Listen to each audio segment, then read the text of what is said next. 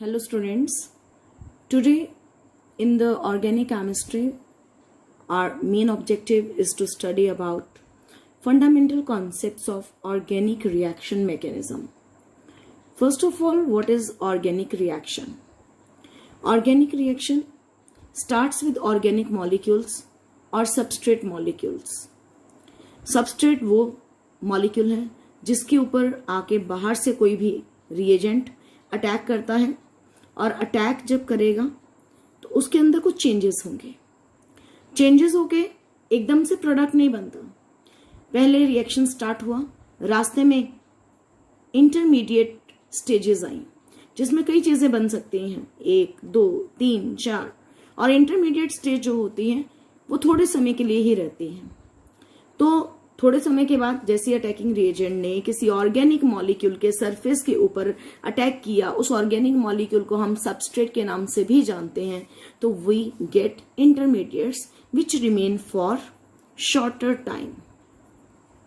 थोड़ी देर के लिए रही और after that they are converted into products and side products.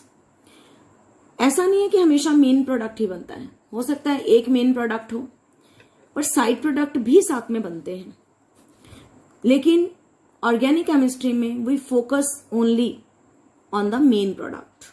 हमें अगर क्वेश्चन पेपर में भी कोई क्वेश्चन आता है रिएक्शन लिखने के लिए, तो we have to ensure ourselves कि हमने मेन प्रोडक्ट लिखा है या नहीं. साइड प्रोडक्ट के कोई मार्क्स बोर्ड के एग्जाम में नहीं कटते हैं. तो ये सारा के रास्ते में क्या क्या बना, क्या क्या हुआ, that is called mechanism of reaction. कौन से इंटरमीडिएट्स बने, फिर इंटरमीडिएट्स को क्या हुआ, कैसे किसी सबस्ट्रेट मॉलिक्यूल से या फिर ऑर्गेनिक मॉलिक्यूल से, या हम कहें और सिंपल में कर दूं तो आपके लैंग्वेज के लिए रिएक्टेंट मॉलिक्यूल, रिएक्टेंट्स मॉलिक्यूल लिख देते हैं. हो सकता है एक रिएक्टेंट है, हो सकता है 2 है, ज्यादा भी हो सकते हैं. और किस तरह से रिएक्टेंट प्रोडक्ट में कन्वर्ट हुए, ये कोई 1 स्टेप प्रोसेस नहीं है.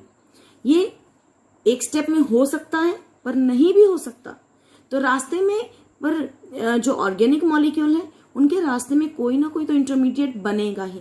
तो वो कौन से इंटरमीडिएट बनने हैं, उनके पूरे मैकेनिज्म को, पूरे सारे अंदर के रिएक्शंस को, सारे सीक्वेंस ऑफ स्टेप्स को हम किस नाम से जानते हैं, मैकेनिज्म ऑफ रिएक्शन.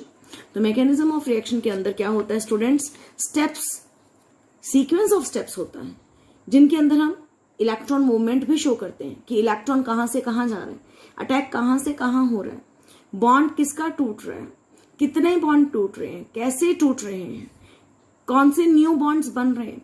रिएक्टेंट के जो बॉन्ड है, ओल्ड बॉन्ड्स वो पहले टूटेंगे, that is called bond cleavage. फिर जाके बॉन्ड फॉर्म होंगे प्रोडक्ट्स के, that is called bond formation. और फिर एक reactant is converted into product, this is called transformation of reactant into products, and this whole process is called mechanism of reaction. इस mechanism of reaction को लिखने के लिए हमें बहुत सारी बेसिक चीजें पता होनी चाहिए. वो कौन सी हैं, जैसे कि अटैकिंग रिएजेंट कौन कौन से हो सकते हैं. तो अटैकिंग रिएजेंट्स में भी 2 टाइप्स के हो सकते हैं majorly, electrophiles and nucleophiles. Electrophiles are denoted, generally हम उसे E पॉजिटिव लिख देते हैं. E stands for electrophile. और इलेक्ट्रोफाइल के ऊपर जनरली पॉजिटिव चार्ज होता है, हमेशा नहीं, कुछ न्यूट्रल भी होते हैं, आगे हम एग्जांपल्स देखते हैं. न्यूक्लियोफाइल्स उसे हम NO के साथ, ऊपर लोन पेयर के साथ नेगेटिव चार्ज हमने लिखा, तो ये भी पॉसिबिलिटी है हमारे पास. Now what is the difference between these 2, और ये दोनों में डिफरेंस क्या है, बहुत ही सिंपल सा डिफरेंस है.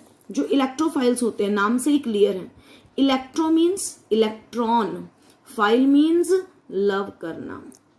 तो जो इलेक्ट्रॉन लविंग स्पीशीज हो उन्हें हम इलेक्ट्रोफाइल्स के नाम से जानते हैं. Nucleophiles, nucleo stands for nucleus and file means loving. तो ये न्यूक्लियोफाइल्स क्या बन गए, न्यूक्लियस लविंग स्पीशीज. जिनको बाहर से इलेक्ट्रॉन चाहिए, इट मीन्स उनके अंदर खुद इलेक्ट्रॉन की क्या होती है, डेफिशिएंसी. उनके अंदर खुद इलेक्ट्रॉन कम होते हैं, इसीलिए they are electron deficient in nature. Then another second difference in nucleophile क्या है, वो इलेक्ट्रॉन रिच होते हैं। क्यों इलेक्ट्रॉन रिच होते हैं, क्योंकि हमने उनके ऊपर आप देख सकते हो यहाँ पे एक लोन पेयर बनाया। लोन पेयर वो इलेक्ट्रॉन पेयर होता है जो किसी के साथ बॉन्ड नहीं बना रहा, और उसी की वजह से हम कहते हैं कि वो इलेक्ट्रॉन रिच है। This is major difference between these electrophiles and nucleophiles.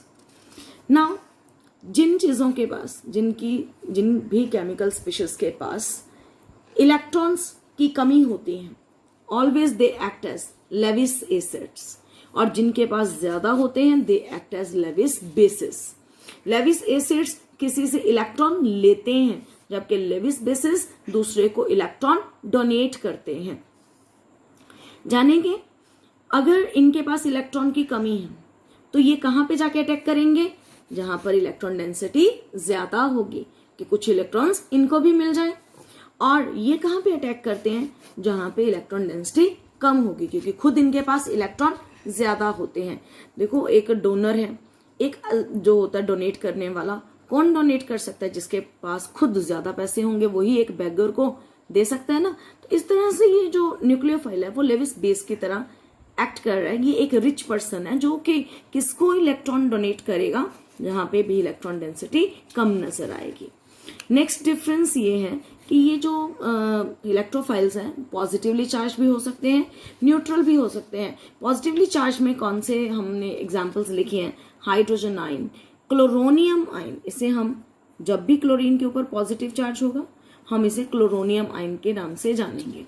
Then similarly iodine के ऊपर भी पॉजिटिव चार्ज हो सकता है, और या फिर ये न्यूट्रल स्पीशीज भी हो सकती है। न्यूट्रल स्पीशीज इसमें वो हम लेंगे जिनमें सेंट्रल एटम, जैसे कि एल्यूमिनियम क्लोराइड में सेंट्रल एटम एल्यूमिनियम है, बोरोन ट्राइफ्लोराइड में बोरोन है, सेंट्रल एटम का ऑक्टेट इज नॉट कंप्लीट।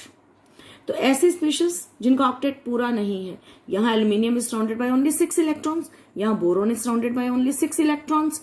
तो यहाँ पे इलेक्ट्रॉन्स का नंबर 8 नहीं है, ऑक्टेट कंप्लीट नहीं है सेंट्रल एटम का। तो वो सारी स्पीशीज जो कि पॉजिटिवली चार्ज हों, या बहुत सारी स्पीशीज जो न्यूट्रल भी हों, जिनमें इलेक्ट्रॉन जो अराउंड सेंट्रल एटम है वो 8 ना हो, 8 से कम हो, वो सारे इलेक्ट्रोफाइल्स होते हैं। देन न्यूक्लियोफाइल के अंदर एग्जाम्पल्स कौन सी है, यहाँ पे भी 2 तरह के एग्जाम्पल पढ़ेंगे। वो कौन कौन सी है, जिनके ऊपर नेगेटिव चार्ज हो। नेगेटिव चार्ज वाली एग्जाम्पल्स हमारे पास स्टूडेंट्स कौन सी आती हैं, like chloride ion, bromide ion. जब उसी Cl पे नेगेटिव चार्ज है तो अब हम इसे क्लोराइड आयन के नाम से जानेंगे, ब्रोमाइड आयन। और न्यूट्रल में कौन सी, जिनके ऊपर लोन पेयर ऑफ इलेक्ट्रॉन्स हो, अमोनिया, नाइट्रोजन के ऊपर 1 lone pair, water 2 lone pair, कोई नेगेटिव चार्ज नहीं है, इनको हम न्यूट्रल की कैटेगरी में रखेंगे, और ये नेगेटिवली चार्ज। तो ये डिफरेंस इलेक्ट्रोफाइल और न्यूक्लियोफाइल का पड़ा। Now students we will focus on fission of a covalent bond. Fission means what? Fission means cleavage, और cleavage का सिंपल मतलब टूट जाना। कोई भी बॉन्ड कैसे टूटता है, हम पुराने बॉन्ड तोड़ेंगे तभी नए बॉन्ड बनेंगे। तो मैं आपको यहाँ ये बताने वाली हूँ कि पुराने बॉन्ड को किस किस रास्ते से तोड़ा जा सकता है। 2 ways are there to cleave a bond. तो this is cleavage of covalent bond. एक होमोलिटिक क्लीवेज है, एक हेट्रोलिटिक क्लीवेज है। Homolytic cleavage is what? Homo means that जो भी एक कोवलेंट बॉन्ड होता है, हमने 4th चैप्टर में पढ़ा, हर एक कोवलेंट बॉन्ड के ऊपर 2 इलेक्ट्रॉन होते हैं, और इसमें 2 एटम जिनके बीच में एक इलेक्ट्रॉन पेयर है। इलेक्ट्रॉन पेयर का एक इलेक्ट्रॉन एक एलिमेंट ले जाएगा और एक इलेक्ट्रॉन दूसरा, यानी कि 2 एटम्स के बीच में एक इलेक्ट्रॉन पेयर, और उस इलेक्ट्रॉन पेयर का एक electron will be taken away bye 1 atom and another electron will be taken away by another atom. इस तरह से क्या होगा, एक बॉन्ड पे 2 इलेक्ट्रॉन थे, एक ने ले लिया, दूसरे ने ले लिया। ए के ऊपर भी एक इलेक्ट्रॉन ऑड इलेक्ट्रॉन आ गया, बी के ऊपर भी एक ऑड इलेक्ट्रॉन आ गया। सच स्पीशीज इन केमिस्ट्री जिनके ऊपर क्या आए, डॉट्स लगा दी, ऑड इलेक्ट्रॉन्स लगा दिए, अनपेयर्ड इलेक्ट्रॉन लिख दिए, हम इन्हें ऑड इलेक्ट्रॉन भी बोल सकते हैं, अनपेयर्ड इलेक्ट्रॉन्स भी बोल सकते हैं, और टेक्निकल लैंग्वेज में these species are called free radicals. यानी कि जब भी होमोलिटिक क्लीवेज होगी एक एक इलेक्ट्रॉन दोनों तरफ चला जाएगा, और at the end we will get free radicals. हमें इंटरमीडिएट्स कौन से मिलेंगे, फ्री रेडिकल्स। बॉन्ड जब भी टूटता है तो पहले इंटरमीडिएट्स बनने हैं, हमने पहले ही ऑलरेडी पढ़ा है अभी, और वो इंटरमीडिएट्स यहाँ पर फ्री रेडिकल्स बन सकते हैं जब भी होमोलिटिक क्लीवेज करेंगे। ये जो होमोलिटिक क्लीवेज है उसके लिए कंडीशन क्या है कि this bond should be non polar. Again 4th chapter में हमने 2 तरह के कोवेलेंट मॉलिक्यूल्स पढ़े थे, 2 तरह के कोवेलेंट बॉन्ड्स पढ़े थे, एक पोलर एक नॉन पोलर। ये नॉन पोलर क्यों है? क्योंकि दोनों, हम ए और बी की बात करते हैं तो दोनों की इलेक्ट्रोनेगेटिविटी हम सेम एज्यूम करके चलते हैं, यानी कि electronegativity of A is equal to electronegativity of B. तो फिर अगर दोनों का एक जैसा इलेक्ट्रोनेगेटिविटी है तभी एक इलेक्ट्रॉन उधर गया, एक इलेक्ट्रॉन उधर गया। सच बॉन्ड जिसमें दोनों तरफ इलेक्ट्रोनेगेटिविटी एटम की सेम हो उसे हम नॉन पोलर कोवेलेंट बॉन्ड बोलते हैं और नॉन पोलर कोवेलेंट मॉलिक्यूल बोलते हैं, और ऐसे केसेस में ही we get free radicals. However, what is heterolytic cleavage? Students, in heterolytic cleavage both electrons of a covalent bond are taken away by one atom only. और वो कौन सा एटम लेके जाता है? पूरे का पूरा इलेक्ट्रॉन पेयर एक ही तरफ चला जाता है।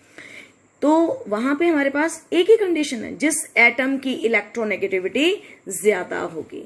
तो जिस भी एटम की इलेक्ट्रोनेगेटिविटी ज्यादा होगी, suppose B is more electronegative than A, तो दोनों इलेक्ट्रॉन जो हैं सेंटर में जो पड़े थे वो दोनों किस तरफ शिफ्ट हो जाएंगे? That is towards B. और हमारे पास 2 चीजें बनेंगी बॉन्ड टूटने के बाद। बी ले गया इलेक्ट्रॉन पेयर, उसके ऊपर नेगेटिव चार्ज आ गया, ए के ऊपर पॉजिटिव चार्ज आ गया, एक कैटाइन बना एक एनाइन बना, यानी कि हमारे पास आइंस बन गए, ये कैटाइन और ये एनाइन बन गया। सेम केस अगर हम कंडीशन क्या लगा दें इसमें, ए बी ही रखे हैं। If A is more electronegative than B, तो ए के ऊपर नेगेटिव चार्ज और बी के ऊपर पॉजिटिव चार्ज, अगेन एक कैटाइन बना और एक एनाइन बनता है। जिसपे नेगेटिव चार्ज वो एनाइन, जिसपे पॉजिटिव चार्ज वो केटाइन। और ऐसा किस केस में होता है? ऐसा सिर्फ तभी होता है जब ये बॉन्ड पोलर हो। और पोलर का मतलब ही क्या है कि दोनों एटम्स के अंदर इलेक्ट्रोनेगेटिविटी का डिफरेंस हो। तो ये 2 रास्ते थे स्टूडेंट्स बॉन्ड क्लीवेज शो करने के, कि किस तरह से हम फिशन या क्लीवेज करवा सकते हैं पुराने बॉन्ड्स की। और ये आपके इंटरमीडिएट बनाने तक का एक हमने मैकेनिज्म शो किया कि कैसे रास्ते में इंटरमीडिएट बन सकते हैं। आपने इतना ही अभी करना है। After that you have to take problems from this topic only, क्योंकि ये डिफिकल्ट टॉपिक है। मैं एक साथ सारा नहीं आपको बताऊंगी ताकि आप कंफ्यूज ना हो जाए, आपको ये ना लगे कि ये बहुत मुश्किल है। This is so much easy. तो do it in a proper way, take your problems. Thank you, have a good day.